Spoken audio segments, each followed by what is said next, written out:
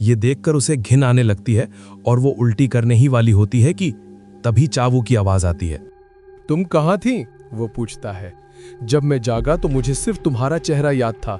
दरवाजा नहीं खुला तो मैंने उसे तोड़ दिया तुम्हें ढूंढने के लिए। ये सुनते ही यान के पैरों तले जमीन खिसक जाती है। उसे यकीन हो जाता है कि चावू को वो याद है और अब उसकी जान और भी बड़े खतरे में है। लेकिन तभी उसके दिमाग की बत्ती जलती है। वो फैसला करती है कि वो चावू की याददाश्त खोने का फायदा उठाएगी। अब यान अपना सबसे बड़ा दांव खेलती है। पत्नी वाली कहानी से पलटकर वो उसे बताती है कि वो उसकी डॉक्टर है जो उसका ख्याल रख रही है। आखिरकार वो पेड़ों की डॉक्टर तो है ही। वो चावू को समझाने की कोशिश करती है। देखो, तुम बहुत लंबे समय तक बेहोश थे, इसलिए तुम्हारा दिमाग अभी स्थिर नहीं है। तुम जो कुछ भी देख या सुन रहे हो वो सब बस एक सपना है, एक भ्रम है। वो अपनी झूठी कहानी को पूरा करते हुए यकीन दिलाती है, चिंता मत करो, तुम बस मेरे साथ घर चलो और आराम करो। जब तुम अगली बार जागोगे तो सब कुछ ठीक हो जाएगा। एक पल के लिए तो ऐसा लगता है कि चावू उसकी बातों में आ गया है, क्योंकि वो कहता है, हाँ शायद तुम सही कह रही हो। अगर ये सच होता तो मैं शायद यहाँ खड़ा भी नहीं हो पाता। लेकिन दोस्तों, कहानी में ट्विस्ट तो अब आना था। चावू अचानक कहता है, लेकिन मैं बेहोश था तो पूरे समय अपनी पत्नी के साथ होने के सपने देख रहा था, इसलिए मुझे यकीन है कि मैं कोई सपना नहीं देख रहा हूँ। उसकी आंखों में खतरनाक चमक आती है और वो कहता है, मुझे सब कुछ शीशे की तरह साफ याद है। मेरी एक पत्नी है और वो पत्नी मुझसे ऐसे भागने की कोशिश कर रही है जैसे उसे मरने की कोई जल्दी हो। ये शब्द सुनते ही यान को ऐसा महसूस होता है जैसे किसी ने उसे अदृश्य बेलों से जकड़ लिया हो। वो भागना चाहती है, चिल्लाना चाहती है, कुछ भी कहना चाहती है, लेकिन उसके मुंह से एक शब्द नहीं निकलता। वो अपनी ही बिछाई जाल में बुरी तरह फंस चुकी थी। तभी चावू उसकी खामोशी को तोड़ते हुए पूछता है, तुम्हारा नाम क्या है? यान सोच में पड़ जाती है कि अपना असली नाम बताए या नहीं, लेकिन चावू की अधीरता देखकर वो घबरा जाती है। जब वो तीसरी बार पूछने की धमकी देता है तो यान झट से अपना नाम सोल ई यान बता देती है। अब चावू उसकी एक और झूठी कहानी को पकड़ लेता है और पूछता है, तो तुमने मुझसे झूठ इसलिए बोला क्योंकि तुम मुझसे तंग आ गई थी और मुझे छोड़ना चाहती थी? यान फिर एक नया बहाना बनाती है, नहीं नहीं, तुम गलत समझ रहे हो। मैंने झूठ इसलिए बोला क्योंकि मैं तुम्हें परेशान नहीं करना चाहती थी। तुम अभी अभी जागे थे और मैं तुम्हें यह बताकर चौंकाना नहीं चाहती थी कि तुम्हारी एक पत्नी है। मैं तो बस तुम्हारा भला सोच रही थी। एक बार फिर ऐसा लगता है कि चावू उसकी बात मान गया है, लेकिन वो उसे डांटते हुए कहता है, लेकिन तुमने ही तो कहा था कि कानून के हिसाब से हम शादीशुदा हैं, तो क्या तुम अब मुझे छोड़ने की कोशिश कर रही हो? यान की मासूम शक्ल देखकर चावू को यकीन हो जाता है कि वो सच में उसका पति है। उसे लगता है कि जब यान ने उसे छोड़ने की कोशिश की तो उसका दिमाग खराब हो गया, क्योंकि वो यान से बहुत प्यार करता है। ये सुनकर यान को अंदर ही अंदर गुस्सा तो बहुत आता है, क्योंकि उसे याद है कि इसी आदमी ने उसे मारने की कोशिश की थी।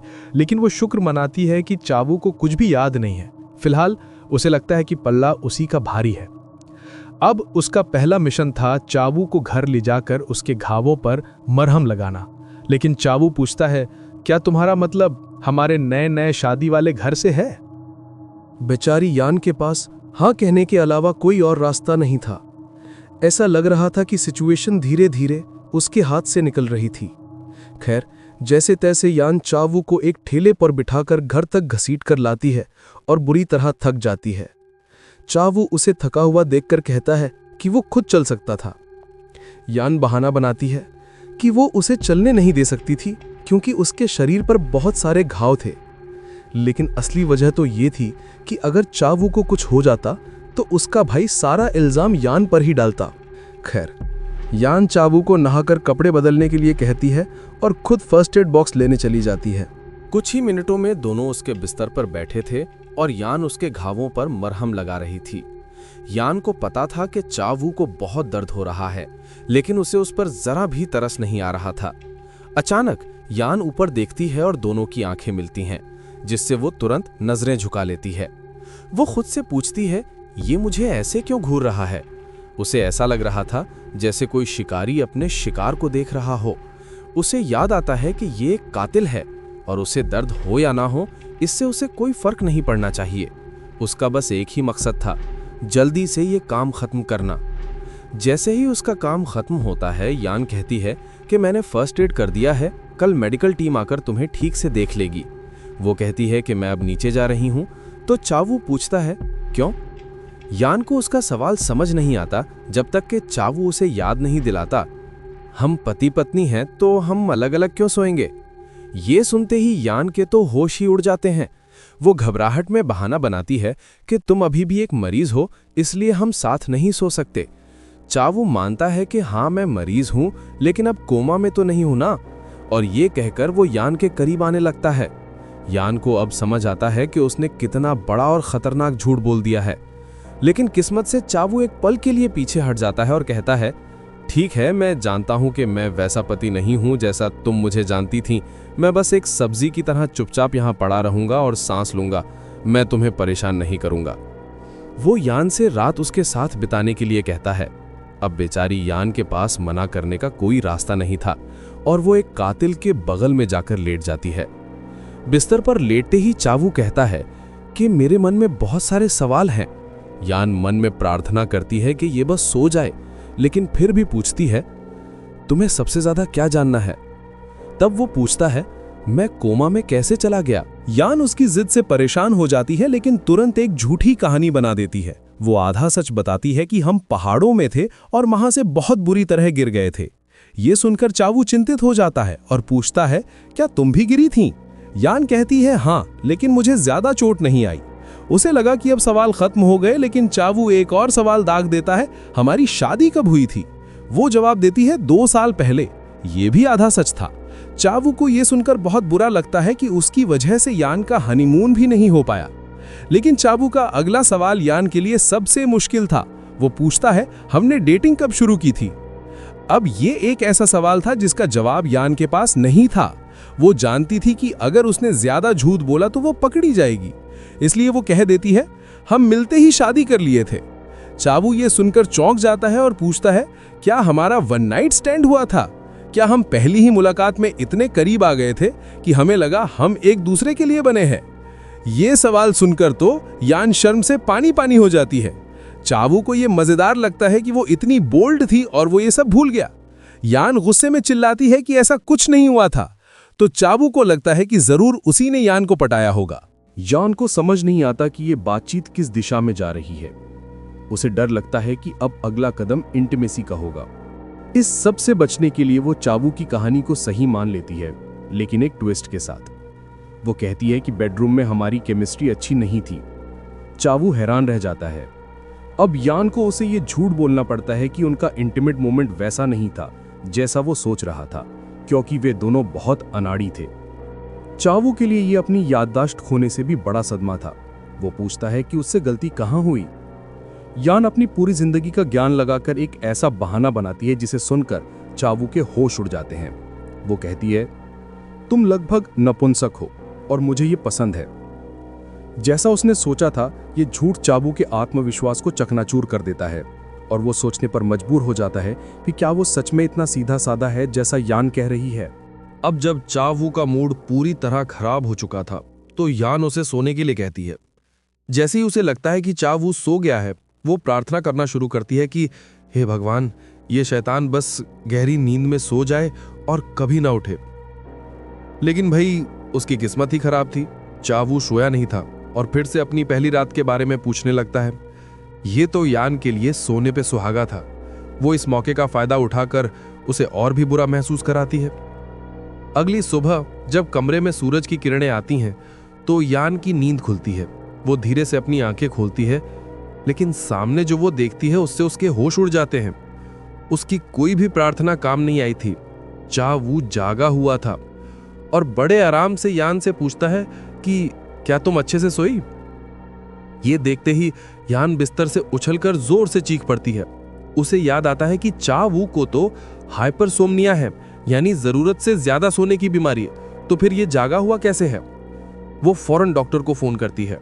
डॉक्टर आकर चावू के कुछ टेस्ट करता है और कहता है कि अभी कुछ भी कहना जल्दबाजी होगी, हो सकता है मरीज कभी भी वापस सो जाए। लेकिन यान को बस एक ही बात समझ आती है कि चावू कल फिर से जाग सकता है।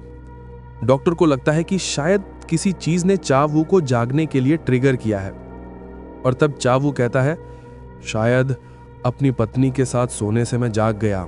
और भाई लोग, यहाँ आता है कहानी में असली ट्विस्ट। डॉक्टर इस बात को कैजुअली नोट करता है और फिर वो कहता है, जिसे सुनकर यान के पैरों तले जमीन खिसक जाती है।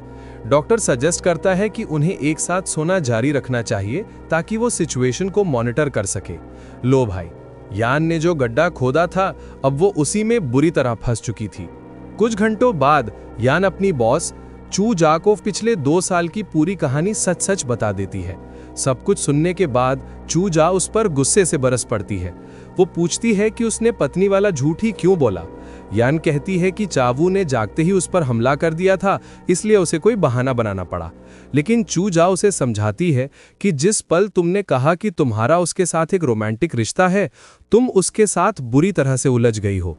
तुमने एक विक्टिम और कातिल के रिश्ते को एक नया नाम दे दिया है और ये तुम्हारी सबसे बड़ी गलती है। गुस्से में चूजा कहती है कि उसे इस मामले में कोई इंटरेस्ट नहीं है, लेकिन यान को अब एक शादीशुदा औरत की तरह ही रहना होगा। चूजा के लिए यान अपने ही हाथों से अपनी जिंदगी बर्बाद कर रही थी। तभी दूर से चा वू की आवाज आती है जो यान को पुकार रहा था। जैसे ही चू जा पीछे मुड़ती है, वो उस शख्स को देखती है जिसके बारे में इतनी बात हो रही थी। उसकी नजरों को देखकर कमरे में एक अजीब सी शांति छा जाती है। यान अपनी बॉस से कहती है कि वो सावधान रहे, लेकिन तभी चू जा कहती है, लो मेरा दामाद आ गया, और खुद को इस झंझट में शामिल कर लेती है, जिसे देखकर यान हैरान रह जाती है। चा वू जब कमरे में देखता है तो उसे पता चलता है कि यान एक ट्री डॉक्टर है। उसे ये सुनकर हैरानी होती है और वो पूछता है कि एक्सीडेंट से पहले वो खुद क्या काम करता था। यान तुरंत एक और झूठ बोलती है कि वो हॉस्पिटल में फूल लगाता था। ये सुनकर चूजा समझ जाती है कि यान ने कैसे मीठी मीठी बातें करके चा वू को अपने जाल में फंसाया है। तभी चा वू चूजा को सासू मां कहकर बुलाता है, जिसे सुनकर दोनों औरतें शॉक हो जाती हैं। यान उसे समझाती है कि ये उसकी सास नहीं बल्कि हॉस्पिटल की एक स्टाफ है जो उसे प्यार से दामाद बुलाती है। ये सुनकर चा वू चूजा से माफी मांगता है ताकि वो उस पर अच्छा इंप्रेशन बना सके। वो चूजा को विश्वास दिलाता है कि वो वैसा ही पति बनने की कोशिश करेगा जैसी यान उसे याद करती है। लेकिन फिर वो कहता है, इसमें ज्यादा वक्त नहीं लगेगा क्योंकि डॉक्टर ने कहा है कि जल्द ही मेरे इंस्टिंक्ट्स मुझे वापस वैसा ही बना देंगे जैसा मैं था। ये सुनकर यान डर जाती है और उसे कहती है कि वो जल्दबाजी ना करे वरना उसे चोट लग सकती है। चा वू यान को कहता है कि वो उससे आराम से और कैजुअली बात करे। वो उसके करीब आकर कहता है कि उसके दिमाग में सिर्फ यान का चेहरा है और कुछ नहीं। अगर वो उसका चेहरा भी भूल गया तो वो एक बहुत बुरा पति कहलाएगा। ये सुनते ही यान का दिल तो मानो सीने से बाहर आने को हो जाता है।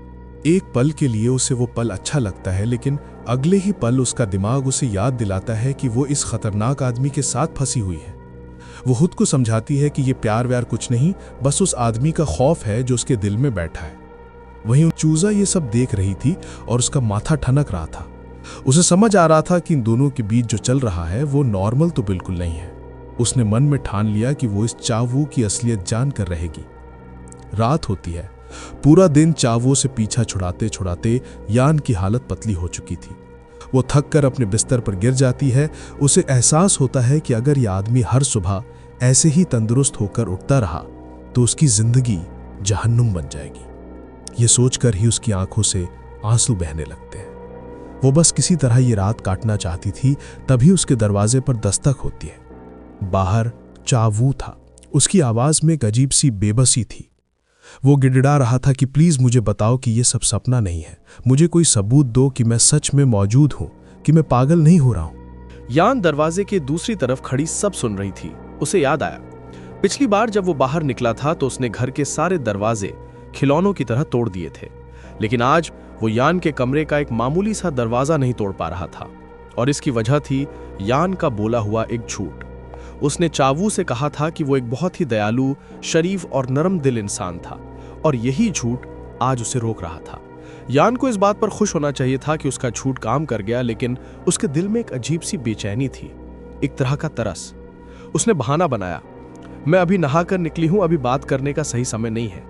चावू मान गया और बोला, ठीक है, मैं भी नहाने जा रहा हूं, तुम अपना ख्याल रखना। उसके जाने से पहले कहे गए ये शब्द यान को अजीब लगे, जिसे वो कहीं बहुत दूर जा रहा हो, लेकिन उसने ज्यादा ध्यान नहीं दिया और सोने चली गई। उस रात के बाद चावू पूरे एक हफ्ते तक गहरी नींद में सोता रहा। यान के लिए यह हफ्ता किसी जन्नत से कम नहीं था। उसकी जिंदगी में वापस वही शांति लौट आई थी। वो चूजा के साथ बैठकर लंच प्लान कर रही थी, खुश थी कि सब नॉर्मल हो गया है। लेकिन दोस्तों, कहानी में खतरा हमेशा कोने में छिपा रहता है। एक रात यान एक ऐसा भयानक सपना देखती है कि उसकी चीख निकल जाती है और वो हड़बड़ाकर उठ बैठती है। चूजा दौड़कर उसके कमरे में आती है, लेकिन यान उसे ये कहकर टाल देती है कि बस एक बुरा सपना था। अगले दिन यान का मन किसी काम में नहीं लग रहा था। उसे उस पेड़ की चिंता हो रही थी जिसे एक दुकानदार नुकसान पहुंचा रहा था। चूजा ने उसे रोकने की बहुत कोशिश की, लेकिन यान नहीं मानी। उसके अंदर एक अजीब सी बेचैनी थी। शहर पहुंचकर वो सीधे उस दुकानदार से भिड़ जाती है। वो उस पर पेड़ को मारने की कोशिश करने का आरोप लगाती है। बहस बढ़ जाती है और दुकानदार उसे धमकाता है। सब जानते हैं कि तुमने ही स्कूल के प्रिंसिपल की पोल खोली थी। अगर ऐसी हरकतें करती रहीं तो तुम्हारा हॉस्पिटल बंद हो जाएगा। यह सुनकर यान इमोशनल हो जाती है। उसकी आंखों में आंसू आ जाते हैं।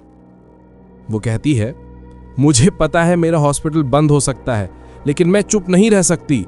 कोई तो इन पेड़ों के लिए लड़ेगा। शायद इसीलिए उन पेड़ों में यान को अपना बचपन नजर आता था।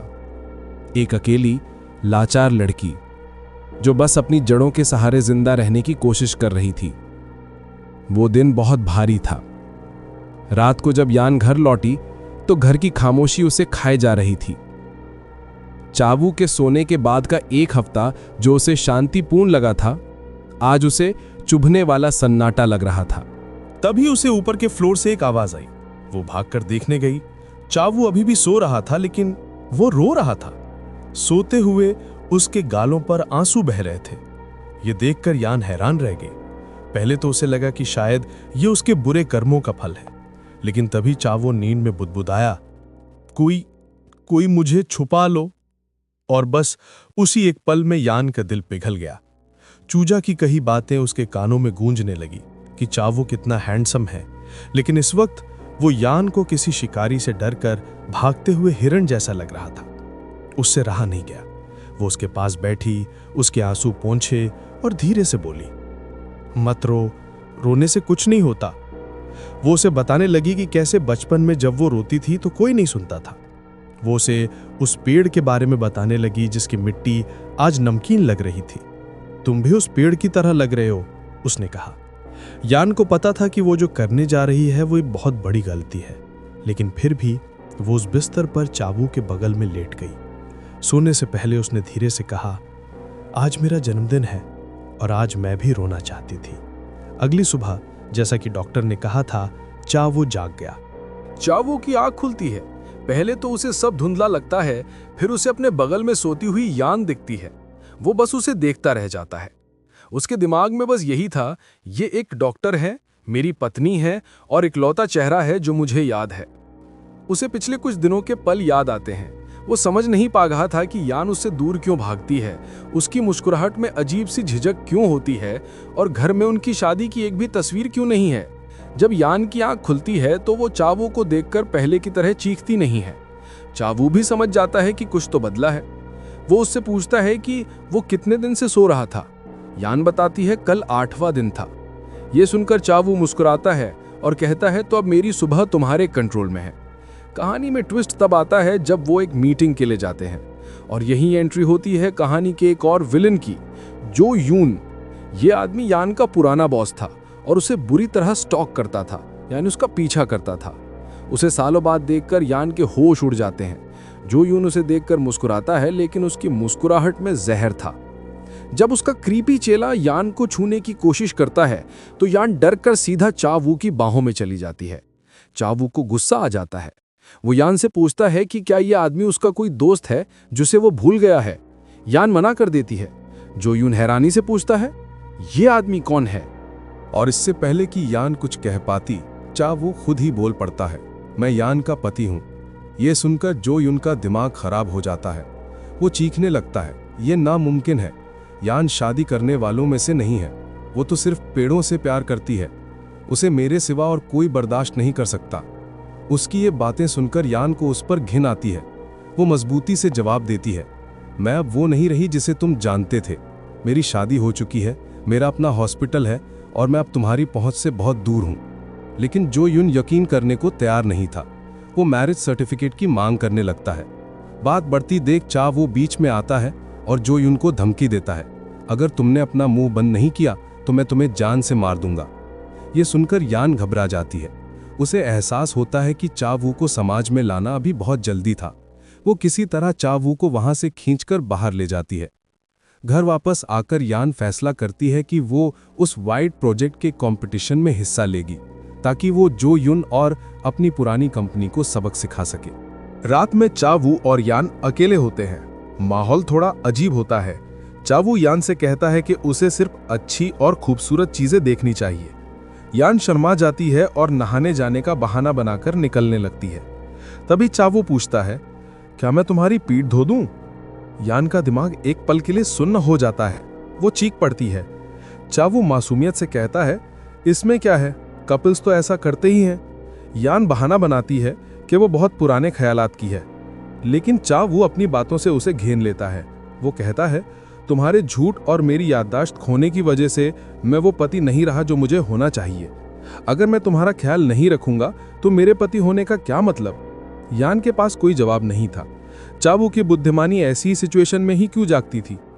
हार कर यान उसे अपनी पीठ धोने की इजाजत दे देती है। बाथरूम में जब चा वू उसकी पीठ धोने वाला होता है तो उसकी नजर यान की पीठ पर एक बड़े निशान यानी स्कार पर पड़ती है। वो पूछता है कि ये कैसे लगा? यान पहले तो टालने की कोशिश करती है, लेकिन फिर धीरे से बताती है, ये निशान मुझे मेरे परिवार ने दिया था। ये सुनते ही चा वू का खून खौल उठता है। वो आदमी जो खुद शायद एक खूनी था, किसी और के दिए जख्म को बर्दाश्त नहीं कर पा रहा था। वो गुस्से में कहता है, किसी को मारने का कोई जायज कारण नहीं हो सकता। उसकी बातों में यान के लिए एक अजीब सी फिक्र थी। उसे लगने लगता है कि असली चा वू शायद यान के साथ बहुत बुरा बर्ताव करता था। वो सोचता है कि क्या उसने यान को चोट पहुंचाई थी? उस रात यान के मन में फिर से डर बैठ जाता है। उसे याद आता है कि वो एक ऐसे आदमी के साथ है जिसने लगभग उसकी जान ले ली थी। वो खुद को पागल कहने लगती है और खुद को मारने लगती है ताकि वो ये सच्चाई न भूले। चा वो उसे रोकता है और पूछता है कि क्या हुआ? यान उसकी तरफ देखने से भी कतराती है। उसकी इस बेरुखी से चा वू को तकलीफ होती है।